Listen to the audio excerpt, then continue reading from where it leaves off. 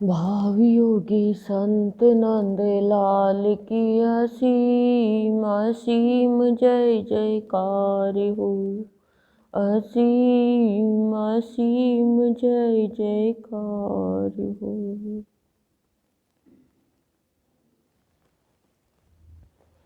आज की सदगुरुदेव की अमृतवाणी है 411 नंबर की।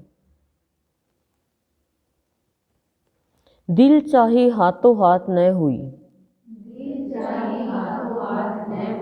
तो लगा गालियां देने, निज को भगवान को भाग्य को, किंतु अपराधी कौन। प्रश्न करें सदगुरुदेव कि अपराधी कौन है। सिंपल सी अमृतवाणी है, लेकिन सदगुरुदेव ने हमारे जीवन को, हमारे भाग्य को, हमारे समय को श्रेष्ठ बनाने के लिए ये अमृतवाणियाँ लिखी है। इन अमृतवाणियों को पी कर के हमें अमर होना है। यही अमृत है, ये आप विश्वास जानो। क्यों? क्योंकि ये अमृतवाणी हम पिएंगे तो कभी भी हम गलत रास्ते पर नहीं चलेंगे और गलत रास्ते पे किसी को चलाएंगे भी नहीं। अमृतवाणी पीने से हमारे अंदर जो दुष्ट भाव है वो तो मृत हो जाता है और जो शिष्ट भाव है वो जग जाता है। गुरुदेव ने बताया शिष्ट भाव क्या है, जो एक के ऊपर अडिग रहे, और दुष्ट भाव क्या है, जो अनेकों में घूमता रहे, वो दुष्ट भाव है। और इसमें बहुत गहरा छुपा हुआ भाव है। ये शिष्ट और दुष्ट का भाव एक और सब में घूमने का भाव है। ये जब आपके अंदर ये अमृतवाणियाँ जाती जाएगी तो या तो आपको अनुभव हो जाएगा, और अनुभव नहीं होगा तो समय अनुसार आपको गुरुदेव की कृपा से बताया जाएगा।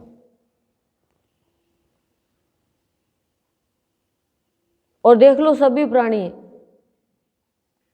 यहाँ बैठने वाले भी शिष्ट हो या दुष्ट हो, अपने आप को जान लो।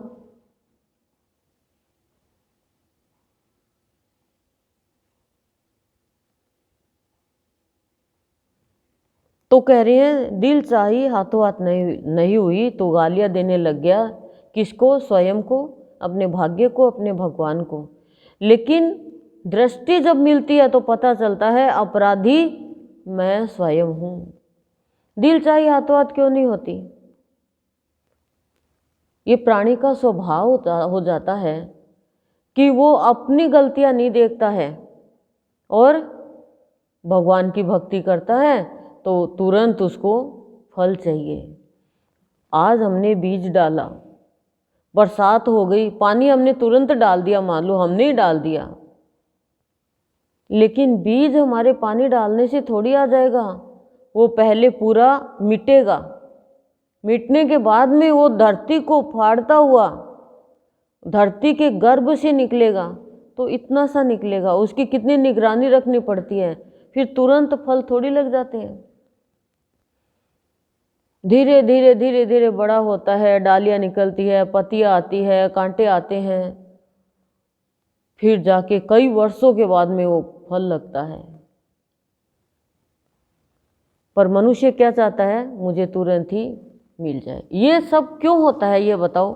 ये होता है प्राणी के अंदर में धैर्य की कमी से। खून की कमी होती है तो क्या होता है? एनीमिया होती है। और धैर्य की कमी होती है तो कमजोरी आती है मन बुद्धि में, तो वो उसको तुरंत फल चाहिए। और तुरंत फल मिलता है, ऐसा नहीं है नहीं मिलता है क्या, लेकिन पात्रता भी तो चाहिए। सूरज भी देखो धीरे धीरे धीरे धीरे ऊपर आ रहा है, आ रहा है कि नहीं आ रहा? सुदामा को देख लो आप, न तो अपने भाग्य को गाली दी, न भगवान को दी और न स्वयं को दी। उसको ज्ञान हो गया कि अपराधी मैं हूं, मैंने गलत काम किया है, तो ये सारा मुझे भक्ति के द्वारा, सत्संग के द्वारा खत्म करना है। और जैसे खत्म हो जाएगा अच्छा हो जाएगा। कितना धैर्य था उसमें, तो इसका कारण क्या है? प्राणी की अज्ञानता। अज्ञानी प्राणी धैर्य छोड़ देता है, और धैर्य छोड़ देता है तो क्या कहता है कि मैं इसकी भक्ति नहीं करूंगा, ये मेरे लिए भगवान है ही नहीं, अब मैं दूसरे को पकड़ूंगा। ये दुष्ट भाव आ गया।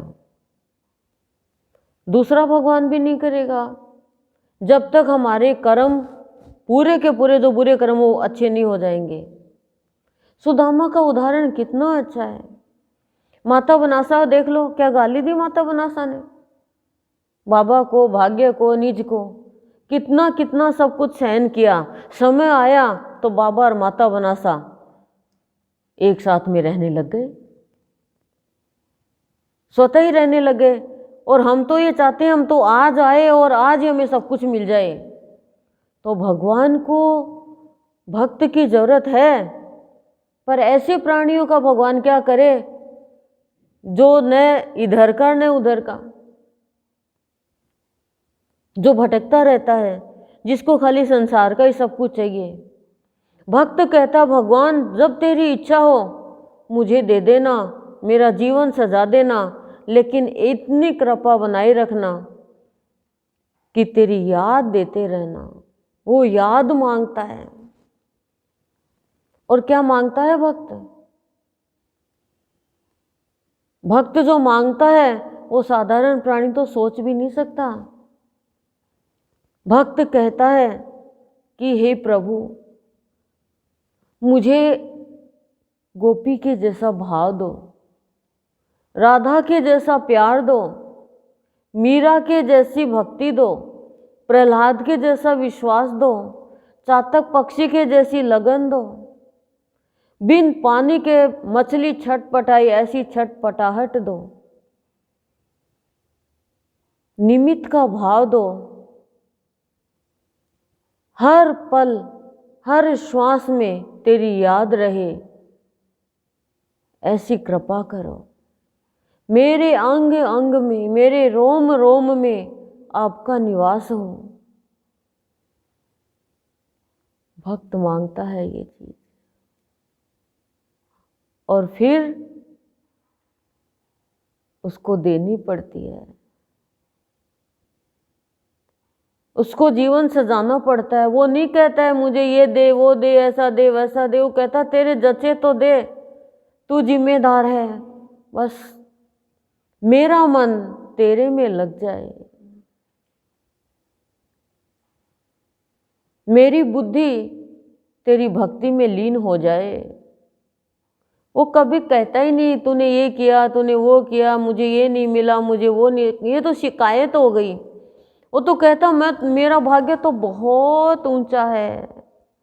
क्यों? क्योंकि मुझे तो भाव योगी संत तू मिल गया, अब लकीर का फकीर हटा दिया, मुझे झूठी परंपरा से तूने निकाल दिया। मुझे पता है मैं अपराधी हूं, मुझे कुछ नहीं मिल रहा है, तो मेरे से कोई गुनाह हो गया है, पर प्रभु तुम तो परवरदिगार हो, तुम तो रेख की मेख बदल देते हो, मेरे अपराध को क्षमा करो। और वो ये नहीं कहता मुझे ये नहीं मिला, वो कहता हे भगवान मन वाणी कर्म से, इंद्रियों से, कर्मेंद्रियों से, वृत्तियों से कोई भी अपराध हुआ है, कोई भी गुनाह हुआ है, कोई भी गलती हुई है, किसी भी तरह की हिंसा हुई है, मुझे क्षमा करो और मुझे दर्शन दो, मुझसे बात करो, मुझे हृदय से लगाओ। मैं बहुत थक गया इस दुनिया के व्यवहार को देखते देखते, दुनिया की चाल को देखते देखते। मुझे स्वीकार करो, मुझे अंगीकार करो प्रभु, ये भक्त की प्रार्थना होती है। वो मानता मैं अपराधी हूँ, मेरे से गलतियाँ हुई है भगवान, इसलिए मुझे नहीं मिल रहा है, लेकिन तुम तो गुनाहगार को क्षमा करते हो, छोटे अपराध करते हो तो बड़ा तो क्षमा करता ना भगवान। तो मैं तो बच्चा हूँ, मुझे बचा लो इन अपराधों से भगवान। यदि हमने वाणी से किसी को गलत बोला, वो भी अपराध में ही आता है, और अपराध करने वाला कहाँ राधा बनेगा। तो ये होता है भक्त का भाव, भगवान के बच्चे का भाव। संत की कृपा बरसती रहती है। कोई भी गलती होती है तो वो यही कहता, भगवान मेरी गलती के कारण हुआ है, आप तो देने के लिए तैयार हो, लेकिन हमारी गलतियों के कारण हम ले ही नहीं पा रहे हैं। तो वो गाली नहीं देता है, तो स्वीकार करो अपना अपराध। गाली देने से क्या होगा? भाग्य तो बहुत अच्छा है कि मनुष्य का जीवन मिल गया, इससे अच्छा भाग्य और क्या होगा। देखो गाय भैंसों को, बकरी को, इनको पशुओं को, उनको वो सराहेंगे क्या अपना भाग्य? बोलो, हमारा भाग्य तो बहुत अच्छा, फिर भी हम रोते रहते हैं। जरा सी संकट नहीं आना चाहिए भक्ति करते हुए, तो वही नाली तो आ ही जाएगी। कोई पत्थर के ठोकर तो लग ही जाएगी, कोई गाय सांड कुत्ता मिल ही जाएगा, बचना तो हमें पड़ेगा। अब बच्चे बचपन में गाय को मारते रहते हैं डंडी से, कुत्ता आ गया तो उसको मारते रहते हैं, तो वो अपराध तो होता ही है ना, वो अपराध का फल तो मिलेगा हमें। अब दुर्योधन गाली दे रहा है लेकिन अपना अपराध नहीं देख रहा, कंस गाली दे रहा है, रावण गाली दे रहा है, लेकिन अपना अपराध नहीं देख रहे हो। वो कहते हैं देवता छली है, देवता कपटी है, लेकिन असुरों का स्वभाव होता है कह कर के विश्वास तोड़ना, छल करना, कपट करना। मनुष्य का ऐसा नहीं होता है, और मनुष्य को ऐसा करना ही नहीं चाहिए। तो जो कुछ भी हमें मिला है वो गुरुदेव की कृपा है, और नहीं मिला है तो उसमें हमारी गलती है, हमारा अपराध है। अब एक बच्चा कह दे इसको तो मैडम ने ज़्यादा नंबर दे दिए, मेरे को कम दे दिए, तो मैडम का अपराध थोड़ी है, अपराध तो बच्चे का है कि उसने प्रश्न का उत्तर लिखा ही नहीं, और जिसने लिखा उसको दे दिया। तो वही है, हमारे भाग्य में जो अंक लिख गए वो हमारे कर्म है। तो सब प्रारब्ध से मिलता है। सुदामा का उदाहरण सबसे इम्पोर्टेंट है। समय से पहले भाग्य से ज़्यादा मिलता किसी को भी नहीं है, चाहे लाख कोशिश कर लो। कोशिश करनी चाहिए, ऐसा नहीं है, लेकिन मिलता उसी को है जिसका भाग्य भक्ति से ऊंचा हो जाता है, और उसको चाहिए भी नहीं। फिर भगवान की चाह लेकर आओ, संसार की लेने के लिए मना नहीं करे गुरुदेव, लेकिन भगवान की चाह तो होनी चाहिए ना। रोज हम ये कहें मुझे ये दो, ये दो, वो दो, भक्ति में जो मैंने बताया, साथ में वो भी मांगो जो चाहिए, संसार की चीज भी। ऐसा नहीं गुरुदेव कहते हैं कि सब चीज मांगो मेरे से, लेकिन ये तृष्णा है, ये याचक बना देती है प्राणी को स्थूल वस्तुओं का, और ये तृष्णा ही याचक बना देती है सूक्ष्म का, कि मैं प्यासा हूँ, मेरे तृष्णा लगी हुई है, भगवान मैं तरस रहा हूँ तेरे दर्शन के लिए। भगवान तो सब कुछ देने के लिए तैयार है, लेकिन लेने के लिए हमारा पात्र चाहिए, हमारे पास वो बर्तन होना चाहिए कि हम उसको धारण कर सकें, नहीं हम लेंगे किसमें। तो कह रहे हैं दिल चाही हाथों हाथ नहीं हुई तो लगा गालियां देने, निज को भगवान को भाग्य को किंतु अपराधी को। बहुत कुछ करना पड़ता है भक्ति में भी। नरसिंह जी को देख लो, समय पे भात भर दिया, उससे पहले कितना कर रहे हैं। तो यही हमें धारण करना आज, कि गुरुदेव की नज़रों में हम रहेंगे तो गुरुदेव क्या करें, मैं तुम्हारे मन में जर का भाव नहीं आने दूंगा, और तुम्हारे अंदर में जो भी जंग है जन्म मरण की वो हटा दूंगा। लेकिन नज़रों के सामने रहना पड़ेगा, नज़र के सामने जिगर के पास, मेरा सद्गुरु रहता है। मेरी नज़रों में मेरा सद्गुरु रहता है, मेरे जिगर के पास मेरा सद्गुरु रहता है। और कहता मुझे अपनी नज़रों में और अपने जिगर के पास रखना।